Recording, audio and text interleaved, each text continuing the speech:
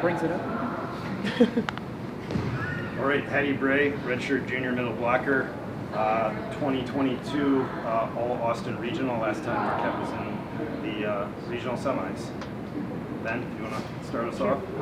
Ryan mentioned something that one of the reasons you guys were able to thrive in the pressure of that 5-set match was you guys were a pretty loose group and like to have fun and joke around with each other. As a player, like how much do you think that helps out in moments like that? A lot. I think if you can smile at your teammates, it takes a lot of pressure off. Even if like you go and you are trying to hit a ball 10 or like I don't know, 80 miles an hour to hit the backcourt and you miss it by like 2 inches. But then you like come back and you're like, crap, I feel horrible, I just missed that. But you have teammates that are smiling at you and like know that they have faith in you and know that you're gonna get the next ball.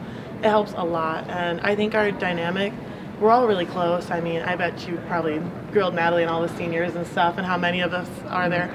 But like we're a really close group. So I think being able to have that dynamic on the court really helps kind of in those tense situations. Like, yeah, the score is 22-22, but like we're still having a good time. With all these teammates that you played together with for several seasons and lots of seniors are going to move on after this, how much of a motivation is that for you guys to, just you in particular, or the team in general, like to keep the season going? Honestly, a lot of motivation because I came in with these girls. We've been through dorm horror stories, through classic Milwaukee madness all together. So, I mean, we've been through everything and it just means a lot to like prolong our season. It's like we've had a long time together, but like I don't want it to end. I want to make history at Marquette. I want to make it to the Elite Eight. We've never done that before. I want to make it to the Final Four. So I think everyone kind of has that urgency, but like we are very calm. Like we're excited for this, but we're not freaking out that like we can make history. How's the ankle? It's good. I feel a lot better than initially when it happened in DePaul. Yeah. So that's good. I could thank Andrew a lot, our athletic trainer.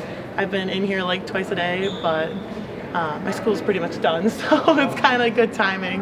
But it's doing a lot better. Are there any like restrictions that you have to make when you're on the court, or is it, business as usual as far as you're concerned? We've been treating it a little different in practice, especially late in the season. We've had a couple of people with just minor injuries, so we try to limit jumps and try to keep us healthy so we can play to our full potential.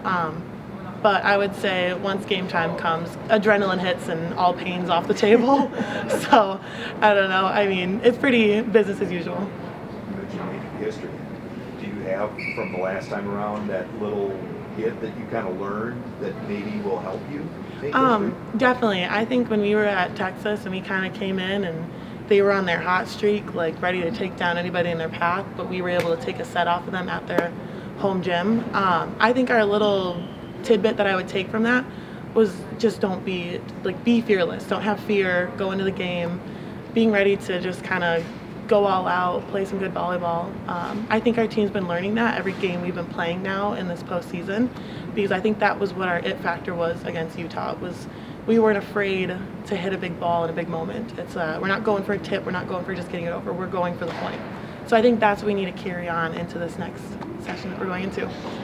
Last time you guys made the Sweet 16, you did it here. This time you did it on the road. I mean, is that similar? What did you learn from that experience that you can take into Penn State? I think definitely doing it at home gave us a whole perspective of what it feels like, but it's completely different on the road. You've got people screaming at you. I can't credit Jaden Garrison enough, number 11, for serving those last 2 balls. Her middle name is Clutch. I don't know how she did that. But she came in with a whole crowd of probably like 3,000 or more just screaming at her, ready for her to miss that serve so that Utah would get the point back. But it's definitely different on the road. You don't have your crowd backing you at all times. So you're creating that energy. You're creating the momentum to go on to the next point, next set. What's the huddle like when you're going into the 5th set, because you've just dropped 2 and you can't drop anymore? Yeah, huddle going to the 5th set is, come on, we had this in the bag. We're doing this. This is our game. We know what we can do against them. And I think we've just got some really good motivated people on our team, like Ella Fody. I think she is very much a spark plug, especially when it comes to these hot moments. And so like she in our ear, just, you got it, next point, come on, let's win this. And I think also her going down in the middle of the game, I think that really turned some gears going for some people. So, and we just wanted to win it for her. We just wanted to keep her season going. We didn't want to end it on that note.